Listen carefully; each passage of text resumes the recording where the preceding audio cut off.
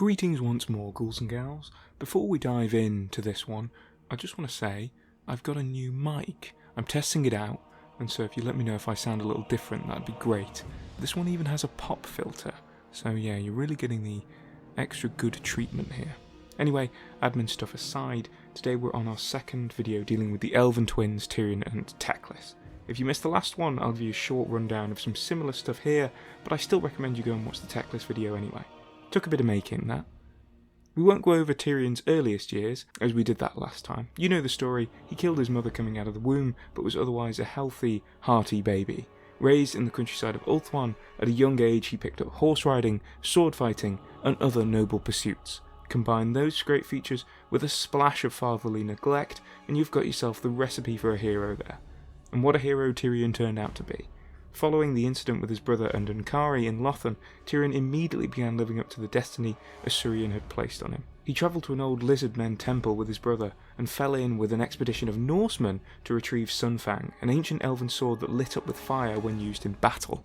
Once he'd got his shiny new toy, Tyrion was tasked with guarding the newly crowned Everqueen Alarielle at Avalon.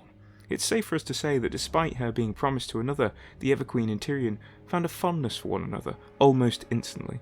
Before much time had passed, though, both Tyrion and Alarielle were thrown into the Great War against Chaos, that saw not only the forces of the Dark Gods invade Ulthuan, but a massive host of Dark Elves as well.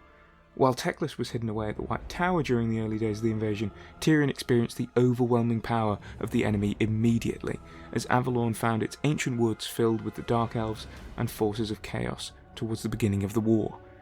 The Queen's defenders fought valiantly, but they were cut down to a man, and it seemed as though Malekith would get his cold, angsty metal hands on the Everqueen.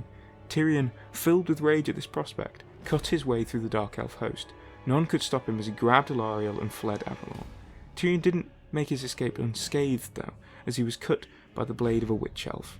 He ignored the wound until he and Alarielle had reached relative safety, but its effects would begin to show themselves over time. Tyrion rode hard through the land, hoping to find somewhere safe for Alarielle to take refuge, but he saw no such place in the war-torn Ulthuan. He saw armies of cavalry wiped away by Malekith's sorceries, the princes of Caledor failed to wake slumbering dragons, and the fleets outside of Lothan driven away by the black arcs of the Dark Elves. If there was one thing that was on Tyrion's side, though, it was that the Dark Elves thought he was dead. They believed he and the Everqueen had died fleeing Avalon.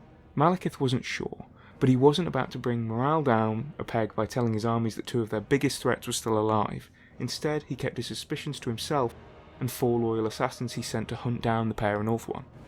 By now, the witch elf poison was beginning to work on Tyrion, and he grew weaker by the day.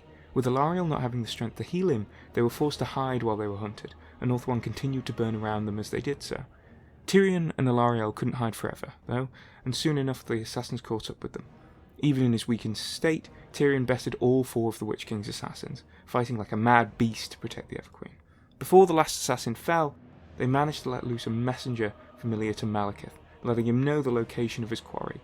Once that had been waylaid to him, Malekith sent over a much more challenging opponent for Tyrion to face, the Keeper of Secrets, Unkari. Of course, Tyrion and Unkari had met before, and even though it had not been Tyrion himself who'd banished the demon when they first met, Unkari still had a grudge to settle.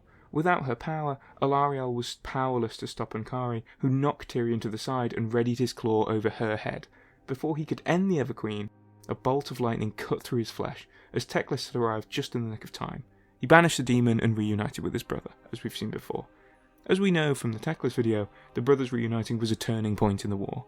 With Teclis' might of sorcery and Tyrion's natural leadership, they proved to be a duo worth fighting for. Also, they brought the Everqueen back to the people of Ulthuan.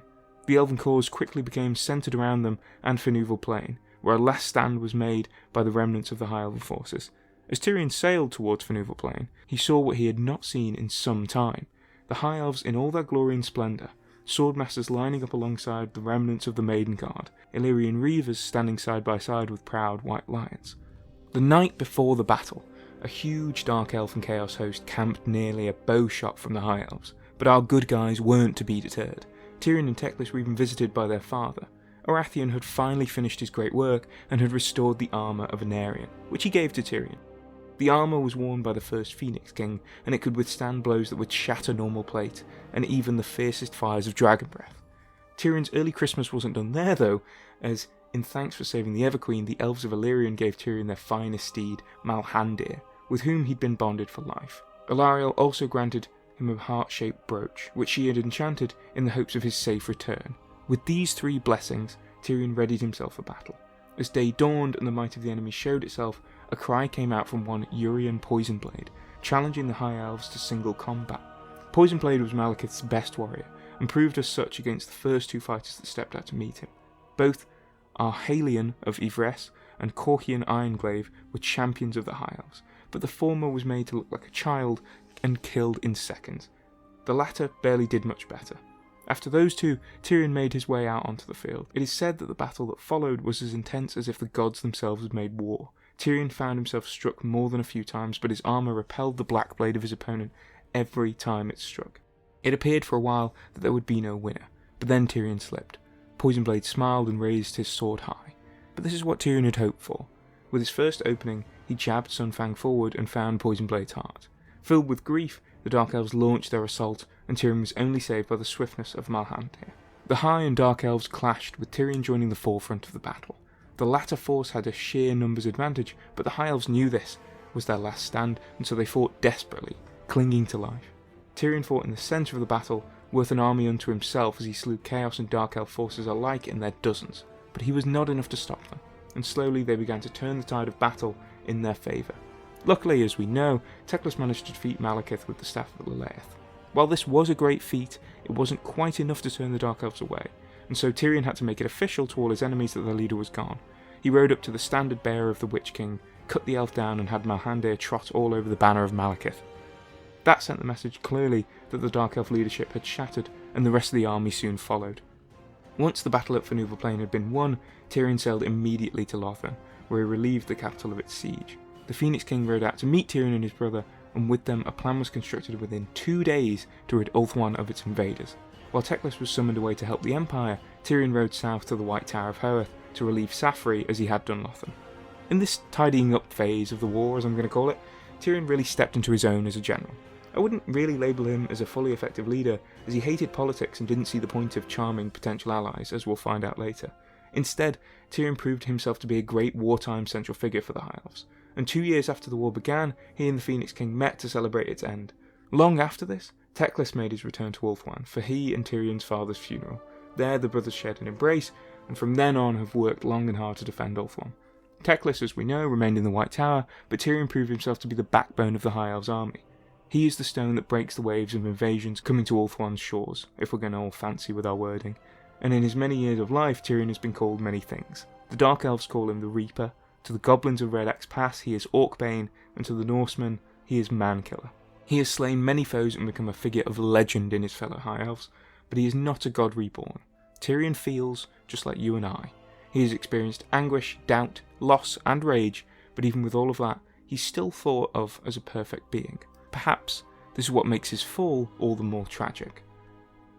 Apart from going around and killing any and all enemies that appeared to the High Elves, Tyrion spent a lot of his time at Avalon, where he ensured that Alariel was safe at all times, even staying in her bed. What a great friend. Years later, Tyrion and Alariel's super close friendship even produced a daughter, known as Elathria. Elathria was believed to be the daughter of Phoenix King Finuval and Alariel, but Tyrion and a few others knew the truth of who she was. When she was kidnapped by Manfred von Carstein in the end times then, it stands to reason that Tyrion would have been pretty mad. He wanted to leave Ulthuan to search for the girl himself, but was advised by his brother to stay behind. Instead, Eltharion the Grim went in Tyrion's place, and without getting into too much detail on what is essentially an entire book's worth of plot, Eltharion falls, leading to the death of Elathria as well. Tyrion found himself beset with grief after this, but couldn't mourn for long, as once again Ulthuan was under invasion from demons, and this time Finuval and Alariel weren't to be found. He found the hopes of his people on him once more, and took up the responsibility of keeping Ulthuan safe. This angered Imric, Prince of Caledor, who wanted an election to select a new Phoenix King. The Dragon Prince severed his ties to Ulthuan and ruled Caledor as its own kingdom. This didn't stop Tyrion from managing to push back the demons in Ulthuan, as he and his men fought hard and once again purged the elven homeland of its pests, but with each battle, Tyrion seemed different. His grief of his lost daughter was overcoming him and drove him to be reckless, eventually causing him a great wound at the hands of his longtime rival Ankare. Eventually, Tyrion would recover from this wound, and he and Ankari met once more at the Battle of Moonspire Temple. I've already gone on about what Teclis did here, raining down meteors and all that wizardy bollocks, but Tyrion, as always, found himself right in the thick of the action, mowing down demons with Sunfang until he, his brother and Malhandir found Ankari once more. This time, Tyrion was fresh, and full of rage after his defeat at their last encounter. He struck Ankari in the spine, bringing the greater demon to its knees. With another blow, he'd severed the demon's head and handed it to his brother. There was no hesitation in Tyrion there. He wanted to kill in that moment, and Teclis sensed that darkness. As we know, Ulthuan's troubles weren't over by then, and once more Malekith rocked up on its shores with his people as Naggaroth fell behind him. Tyrion was angered by this, but readied himself once more to defend his home. However, this time was different. This time, Imric of Calador had joined forces with the Lich King, leaving Ulthuan divided. What's more, Teclis of the White Tower began to advise Malekith. Before Tyrion found out about this second treachery though, he found himself more than angered by the first, and demanded to see the Phoenix King. Refused at first, eventually the captain of the White Lions did break into the King's Hall to find Finuval dead in his chambers. Tyrion was unanimously voted in as the new regent of Ulthuan, and would have been the new Phoenix King were there to be one once the war had settled. The responsibility weighed heavily on Tyrion's shoulders, and though he knew he'd been destined for greatness since he was born, in this time of weakness after his daughter's death, he needed Teclis by his side. His brother did not come to his aid, however, which drove Tyrion further down the wrong paths. Fearing Malekith would do the same, he even went to pick up the Sword of Cain. The sword gave him great strength, but it also made his fall quicken. This was especially the case after Morathi told Tyrion of his brother siding with Malekith. Teclis and Tyrion met once more before they fought, and the latter accused his brother of letting his daughter die. All Teclis could say was that he was sorry. The two didn't speak again for some time, though they did meet on the field of battle. By the time Nagash had returned to the world, Tyrion had fully given into the darkness, and only cared for the death of his enemies. Luckily enough, his enemies were still the enemies of Ulthuan, and so he kept his armies at his back and Malhandir at his side. The war of the two Phoenix Kings came to a head at the Battle of the Isle of the Dead, where Tyrion summoned the vengeful spirits of the Phoenix Kings past, as did Malekith, and the two sides battled it out. Once more, as so many others had before, even the god of the hunt Orion, Malekith fell short against the Avatar of Cain. Tyrion didn't get a good enough chance to kill the Phoenix King though, and so he sought to stop his brother from enacting the ritual to sink Ulthuan. None were close enough to stop Tyrion, except for his old friend Malhandir, who halted, refusing to let his master kill his brother.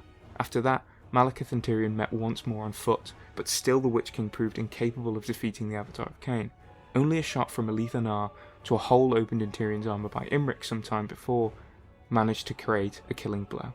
And so, Tyrion fell, as Morathi howled and Ulthuan mourned its greatest hero. Of course, he was brought back to face the final fight against Chaos in the End Times, but if I'm honest, Tyrion's story here meets its best end. It's tragic. It's the fallen hero story we've seen before, but it feels incredibly punchy still. He was the perfect hero for the High Elves, the elf that all others rested their hopes on, and he knew that. Perhaps his daughter's death and the Sword of Cain accelerated his downfall, but Tyrion always seemed a character who was bound to fall to the pressure put on him at some point. There were many things that could have been the straw that broke the camel's back, but if you're a Tyrion fan, at least you know that back was repaired so he could face the end times and move on to the Age of Sigmar. This brings our quite long video on Tyrion to a close, my friends. I think he's another example of the Elven Wars part of the End Times actually being a pretty good bit of the lore, even though it sucks. In my opinion, I think we could have even just had the End Times be the Elven Wars. Ulthuan sinks, the world moves on, yada yada yada. It doesn't necessarily need to blow up the world. But hey, I'm not a Games Workshop executive. Tyrion though, moving back to him, shows us all that heroes aren't without their faults, and that thinking that someone can be perfect all the time is going to get them to kill you with a big scary sword. Let me know what you think on all this, however, and be sure to hit your favourite buttons. See you again soon.